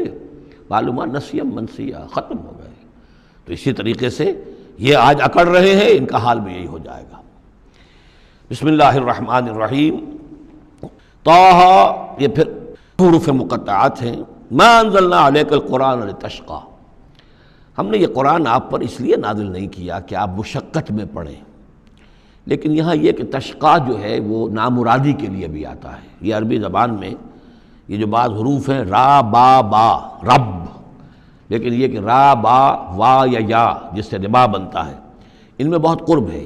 اس طرح شین قاف یا اور شین قاف قاف، شق، مشقت، تشقی، یہ بھی معنی ہے اس کے، لیکن یہ کہ زیادہ میرے نزدیک راجح معنی یہ ہے، اے نبی ہم نے یہ قرآن اس لیے نہیں نکالا کہ آپ ناکام ہوں، یہ اصل میں حضور کے لیے بڑی خوشخبری ہے، کامیابی آپ کے قدم چومے گی۔ یہ قرآن قول فصل بن کر نازل ہوا ہے، آپ ناکام نہیں ہوں گے، آپ جو ہے پوری طریقے سے اپنے اس مشن کے اندر کامیاب ہوں گے۔ عام طور پہ ترجمہ یہ کیا گیا ہے کہ آپ مشقت میں نہ پڑیں، محنت میں نہ پڑیں، آپ کا کام پہنچا دینا ہے، باقی اب لوگ نہیں مان رہے تو اس کی وجہ سے آپ اپنے آپ کو اس صدمے سے ہلاک نہ کر دیجئے کہ لعلک باخع نفسک علی آثارہم ان لم یؤمنوا بہذا الحدیث اسفا الا یکونوا مؤمنین الا تذکرۃ لمن یخشی۔ یہ تو صرف یاد دہانی ہے ان لوگوں کے لیے جن میں کچھ خوف خدا ہے۔ تنزیلا ممن خلق الارض والسماوات العلی، اس کی تنزیل ہے اس ہستی کی طرف سے جس نے بنایا ہے، پیدا کیا ہے زمین کو بھی اور بلند آسمانوں کو۔ الرحمن، وہ رحمان ہے، علی العرش استویٰ، کہ جو عرش پر متمکن ہے۔ لہ ما فی السماوات وما فی الارض وما بینہما، اسی کا ہے، اسی کی ملکیت ہے جو کچھ کے آسمانوں میں ہے اور جو کچھ کے زمین میں ہے اور جو ان دونوں کے مابین ہے۔ وما تحت الثریٰ، اور جو زمین کے سب سے نچلے طبقے کے نیچے ہے۔ یہ سرا جو ہے گیلی زمین، اور گیلی زمین کے نیچے جو کیا ہے زمین کے اندر، وہ بھی سب اللہ کا ہے۔ وَإِن تَجْهَرْ بِالْقَوْلِ، اور اگر تم بلند آواز سے کوئی بات کرو دعا کرتے ہوئے اللہ تعالیٰ کے ساتھ یا کچھ اور مناجات کرتے ہو، فَإِنَّهُ يَعْلَمُ السِّرَّ وَأَخْفَى، بلند کرو گے تب بھی وہ تو سنتا ہے، لیکن وہ تو جانتا ہے سر کو بھی اخفا کو بھی، ہر چھپی ہوئی بات کو اور نہایت مخفی بات کو۔ اخفا جو ہے باب یوں سمجھیے کہ افعل التفصیل، سب سے چھپی ہوئی چیز اس کو جانتا ہے۔ اللہ لا الہ الا ہو، وہ اللہ ہے جس کے علاوہ کوئی معبود نہیں۔ لہ الاسماء الحسنی، تمام اچھے نام اسی کے ہیں۔ اب یہاں سے شروع ہو گیا حضرت موسیٰ علیہ السلام کا قصہ۔ وَهَلْ أَتَاكَ حَدِيثُ موسیٰ، اور کیا تم تک پہنچ چکی ہے موسیٰ کی خبر، موسیٰ کے حالات۔ اذ رأى نارا، جب وہ مدین سے واپس آ رہے تھے اپنی اہلیہ کے ساتھ تو انہوں نے دیکھا کہ کچھ آگ ہے۔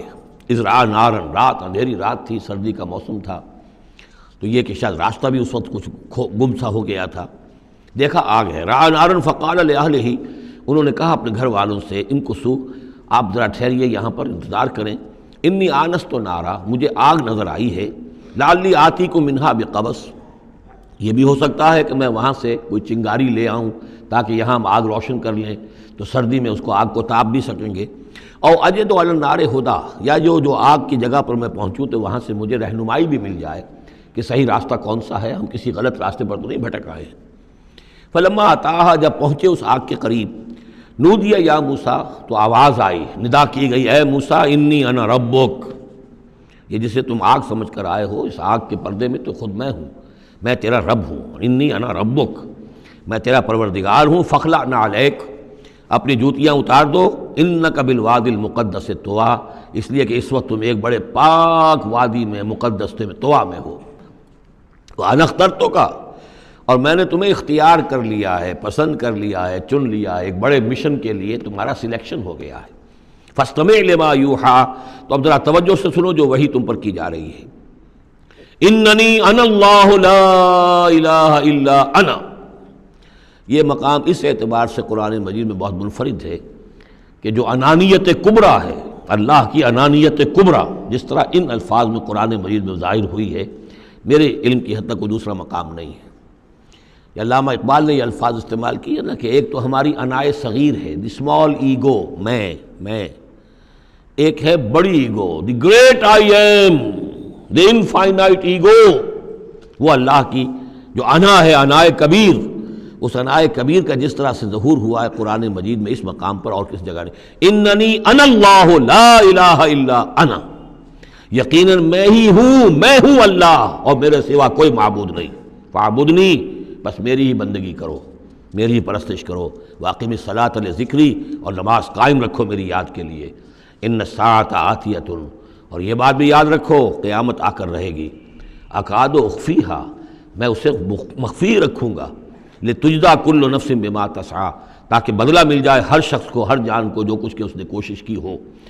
فلا یصدنک عنہا من لا یؤمن بہا، تو دیکھنا تمہیں کہیں روگرداں نہ کر دیں وہ لوگ کہ جو اس پر ایمان نہیں رکھتے، جو آخرت کو نہیں مانتے، کہیں تمہیں بھی آخرت سے برگشتہ نہ کر دیں یا نماز سے برگشتہ نہ کر دیں۔ یہ عنہا کی ضمیر دونوں طرف جا سکتی ہے۔ واتبع ہواہ، وہ لوگ کہ جو اس سے آخرت سے خود جو ہے روگردان ہے اور جنہوں نے کہ اپنی خواہشات کی پیروی کی ہوئی ہے، فتردا، تو تم بھی ہلاک ہو جاؤ گے اور تم بھی گڑھے میں گرو گے۔ وما تلک بیمینک یا موسیٰ، اور اے موسیٰ تمہارے یہ داہنے ہاتھ میں کیا ہے؟ قال ہی عصای، کہا یہ میرا عصا ہے، اتوکأ علیہا۔ اس میں نکتہ نکالا ہے مفسرین نے کہ دیکھیے جو اللہ تعالیٰ سے مخاطبت اور مکالمے کا جو ایک ذوق حاصل ہو رہا ہے، تو جواب اتنا ہی کافی تھا یہ میرا عصا ہے، لیکن آگے بڑھا رہے ہیں بات کو، یہ میرا عصا ہے، اتوکأ علیہا، میں اس پہ ذرا ٹیک لگا لیا کرتا ہوں، واحش بہا علی غنمی، اور میں اپنی بکریوں کے لیے اس سے پھر پتے جھاڑتا ہوں درختوں سے، وَلِيَ فِيهَا مَآرِبُ أُخْرَى، اور میرے اور بھی بہت سے کام ہیں جو اس لاٹھی سے، اس عصا سے میں لیتا ہوں۔ قال القها یا موسیٰ، فرمایا ذرا ڈال دو زمین پر اس کو اے موسیٰ، فالقاها، تو انہوں نے ڈال دیا، فَإِذَا هِيَ حَيَّةٌ تَسْعَىٰ، تو وہ تو دیکھتے ہی دیکھتے ایک سانپ بن گیا، چلتا ہوا دوڑتا ہوا۔ قال خذها ولا تخف، ایک دوسرے مقام پر آپ دیکھیں گے کہ حضرت موسیٰ پر اتنا خوف طاری ہوا کہ پیٹھ موڑ کر بھاگے وہاں سے، وَلَّا مُدْبِرًا، وہاں سے بھاگے، لیکن یہ کہ اللہ نے فرمایا موسیٰ ڈرو نہیں، واپس آؤ اور اس کو پکڑو، یہاں وہ تفصیل نہیں ہے۔ قال خذها ولا تخف، فرمایا اس کو پکڑ لو اور ڈرو نہیں، سنعیدها سیرتها الاولی، ہم اسے لوٹا کر واپس لے جائیں گے اس کی پرانی شکل پر، پرانی سیرت پر۔ وَاضْمُمْ يَدَكَ إِلَىٰ جَنَاحِكَ، اور ذرا اپنا ہاتھ جو ہے وہ اپنی بغل کے ساتھ ملاؤ، تخرج بیضاء، پھر جب نکالو گے تو وہ نکلے گا بالکل سفید ہو کر روشن، من غیر سو، بغیر اس کے کہ اس میں کوئی بیماری پیدا ہوئی، وہ برس نہیں ہوگا، اس میں برس نہیں بلکہ یہ کہ بغیر کسی مرض کے وہ چمکتا ہوا ہوگا سفید۔ آیتن اخری، یہ دوسری نشانی ہے۔ تو یہ دو نشانیاں ہم نے تمہیں دی ہیں، لنریک من آیاتنا الکبریٰ، تاکہ ہم دکھائیں تمہیں اپنی بڑی نشانیاں، ان میں سے کچھ نشانیاں، یہ دو نشانیاں ہم نے دی ہیں۔ اذهب الی فرعون انہ طغیٰ، اب جاؤ فرعون کی طرف، وہ بہت سرکش ہو گیا ہے، اس کی سرکشی جو ہے وہ اب حد سے تجاوز کر رہی ہے، تو جاؤ اور اسے دین کی دعوت دو، خیر کی دعوت دو، اور خاص طور پر یہ بھی کہو کہ بنی اسرائیل پر ظلم نہ کرے، اور اسے انہیں واپس جانے دے جہاں سے وہ آئے تھے، فلسطین سے۔ قال رب اشرح لی صدری، یہ دعا بڑی اہم ہے، ہر شخص کو یاد ہونی چاہیے، جو بھی کوئی بھی دین کی دعوت کا کام کرنا چاہے تو اس کے لیے یہ دعا جو ہے اس کو یاد کرنا۔ حضرت موسیٰ نے دعا کی، پروردگار میرے ذرا سینے کو کھول دے اس کے لیے، اس کام کے لیے، اس بڑے مشن کے لیے جو میرے حوالے کر رہا ہے، ویسر لی امری، اور یہ بھاری کام جو ہے اسے میرے لیے آسان کر دے، واحلل عقدۃ من لسانی، اور میری زبان میں لکنت ہے، اے پروردگار اس لکنت کو، اس عقدے کو کھول دے، یفقہوا قولی، تاکہ وہ میری بات اچھی طرح سمجھ سکیں۔ لکنت والا شخص جو ہے ظاہر بات جب گفتگو کرتا ہے تو لوگوں کو سمجھنے میں دقت ہوتی ہے۔ وَاجْعَلْ لِي وَزِيرًا مِّنْ أَهْلِي، ایک اور درخواست میری یہ ہے کہ میرا ایک وزیر بنا دیجئے میرے خاندان میں سے۔ وزیر وزر سے ہے بوجھ اٹھانے والا، یعنی ذمہ داریوں میں کوئی مدد کرنے والا، سہارا بننے والا۔ تو وَاجْعَلْ لِي وَزِيرًا مِّنْ أَهْلِي، میرے اپنے خاندان میں سے ہارون اخی، اور خود اس سجسٹ کر دیا میرے بھائی ہارون کو اس کام میں، اشدد بہ اذری، اس کے ذریعے سے میری قبر کو مضبوط کر دے، اور اشرکہ فی امری، واشرکہ فی امری، اسے میرے اس کام میں شریک کر دے، کہ نسبحک کثیرا، تاکہ ہم دونوں مل کر پھر تیری تسبیح کریں کثرت کے ساتھ، ونذکرک کثیرا، اور تیرا ذکر کریں کثرت کے ساتھ، انک کنت بنا بصیرا، یقیناً پروردگار تو ہمیں دیکھ رہا ہے ہمارے حالات سے، کا تو خود جو ہے وہ چشمدید گواہ ہے۔ قال قد اوتیت سؤلک یا موسیٰ، فرمایا کہ ٹھیک ہے موسیٰ، گرانٹڈ، یور ریکویسٹ گرانٹڈ، قد اوتیت سؤلک یا موسیٰ، اے موسیٰ جو تم نے سوال کیا، جو درخواست کی، وہ سب ہم نے منظور کی۔ وَلَقَدْ مَنَّا عَلَيْكَ مَرَّةً أُخْرَىٰ، اور ہم نے تو تم پر ایک مرتبہ اور بہت بڑا احسان کیا تھا۔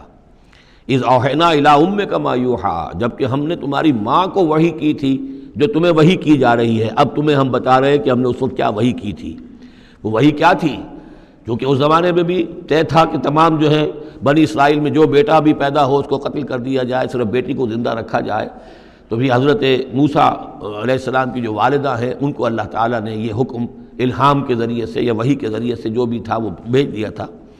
اب کہہ دیا تھا اقذفیہ فی التابوت، کہ اس کو ذرا ایک صندوق میں بند کرو، فاقذفیہ فی الیم، اور پھر اسے دریا میں ڈال دو، فلیلقہ الیم بالساحل، دریا اسے ساحل پر لے جائے گا، ساحل پر رکھ دے گا۔ یاخذہ عدو لی و عدو لہ، اور پھر وہاں وہ شخص اس کو پکڑ لے گا، اس کو لے لے گا، اس صندوق کو، اور صندوق میں جو بچہ ہے اس کو، جو میرا بھی دشمن ہے اس کا بھی دشمن ہے۔ لیکن یہ کہ ہم بچائیں گے۔ اب اس سے آگے جو ہے حضرت موسیٰ کی والدہ سے کیا کہا، اس سے آگے اب خود اپنی بات شروع کر دی اللہ تعالیٰ نے. یہ اللہ قرآن کا یہ اسلوب ہے، پوری بات نہیں، باقی یہ کہ فل ان دی گیپس، باقی ساری گفتگو جو ہے وہ آپ خود جو ہے اس پورے سیاق و سباق سے سمجھ سکتے ہیں. وَأَلْقَيْتُ عَلَيْكَ مَحَبَّةً مِّنِّي، اور ہم نے اے موسیٰ تمہارے اوپر اپنی خاص ایک محبت کا پرتو ڈال دیا. بڑی موہنی صورت، بڑی موہنی صورت، دیکھتے ہی گرویدہ ہو جائیں. اب اللہ نے کہا محبتم منی، القیت علیک محبتم منی، یعنی یہ کہ وہ پورا نقشہ اب یہاں پر جو ہے کہ وہ ساحل میں وہ صندوق ڈال دیا گیا، وہ چلتا گیا، اور اس ساتھ ہی اس کی بہن سے، حضرت موسیٰ کی بڑی بہن تھی، ہمشیرہ تھی، کہہ دیا کہ ساحل کے ساتھ ساتھ تم جاتے بھی رہو، چلتی رہو، دیکھو کہاں جاتا ہے، یہ کیا ہوتا ہے. اور اس نے جا کے بتا بھی دیا کہ وہ محل میں پہنچ گیا ہے صندوق. وہ صندوق کھولا گیا، بچہ نکل آیا، اور اس وقت جو ہے وہ تو قتل کرنے پر تلا ہوا تھا فرعون، لیکن یہ کہ وہ حضرت آسیہ جو تھی بنی اسرائیل ہی میں سے اور بڑی نیک عورت تھی، اور وہ فرعون کے گھر میں تھی اس وقت، انہوں نے کہا کہ قرۃ لی ولک، یہ قرۃ عین لی ولک، یہ میری اور تمہاری لیے آنکھوں کی ٹھنڈک بنے گا، ہمیں اللہ نے اولاد نہیں دی، اسے قتل نہ کرو. اور ادھر اللہ تعالیٰ نے ایسا ان کے چہرے کے اوپر جو ہے وہ ایسے اثرات پیدا کر دیے تھے کہ دیکھتے ہی کوئی شخص جو ہے وہ بالکل ان کا گرویدہ ہو جائے. وَأَلْقَيْتُ عَلَيْكَ مَحَبَّةً مِّنِّي، میں نے خاص اپنی طرف سے تمہارے اوپر ایک اپنی محبت کا پرتو ڈالا. وَلِتُصْنِعَ عَلَىٰ عَيْنِي، اور یہ اس لیے کیا ہم نے تاکہ دشمن بھی جو تمہارے گرویدہ ہو جائیں اور پھر تمہاری پرورش ہو. تصنع، تمہیں بنایا جائے، مصنع جس کو کہتے ہیں کارخانہ. اب وہ کارخانہ تربیت کا کارخانہ محل ہے. تصنع علی عینی، ہماری نگاہوں کے سامنے تمہاری تربیت ہو. اس تمشی اختوں کا، جب تمہاری بہن چلتی ہوئی وہاں تک پہنچ گئی، فتقول هل ادلکم علی من یکفلہ، ہوا یہ کہ اللہ تعالیٰ نے حضرت موسیٰ علیہ السلام کو حکم دے دیا تھا بچے کی حیثیت ہی سے کہ کسی بھی دائی کا اور دایا کا جو دودھ جو ہے وہ نہ پیے.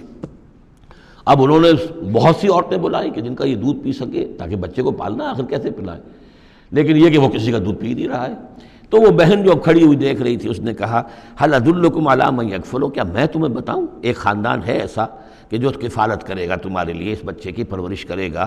نتیجہ کیا ہوا کہ پھر وہ ماں آئی اور ماں کا دودھ پیا، اور ماں کی گود میں اللہ نے پھر پہنچا دیا حضرت موسیٰ علیہ السلام کو. فرجعناک الی امک، تو ہم نے لوٹا دیا تمہیں اے موسیٰ تمہارے ماں کی طرف، کہ تقر عینھا ولا تحزن، تاکہ اس کی آنکھ ٹھنڈی رہے اور وہ غم نہ کھائے.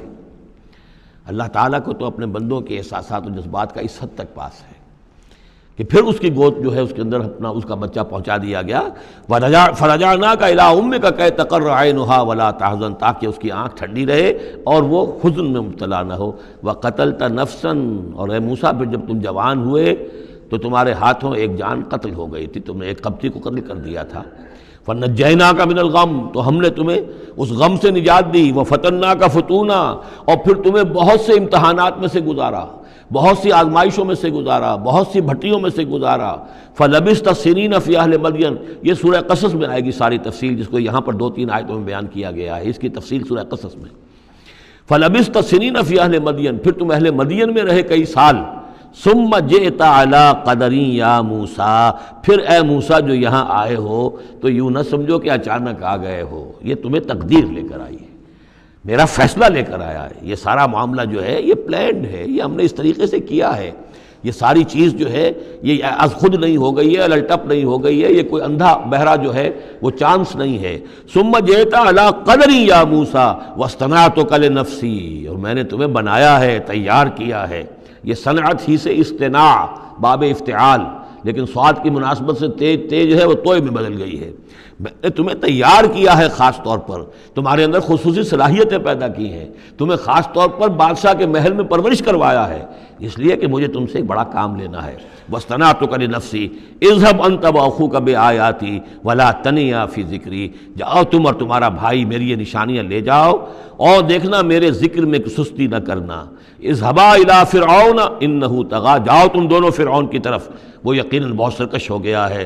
فقولا له قولا لینا لعله يتذکر او یخشی، تو دیکھو جا کر وہاں پر بات کرنا اس سے بڑی نرم، ایسا تاکہ شاید کہ وہ سوچے یا اس کے دل میں بھی خوف پیدا ہو جائے.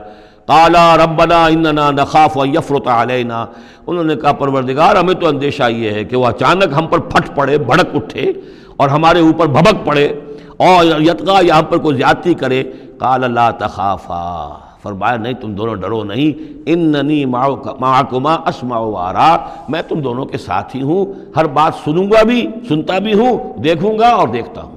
بارک اللہ لی ولکم فی القرآن العظیم ونفعنی وإیاکم بالآیات والذکر الحکیم۔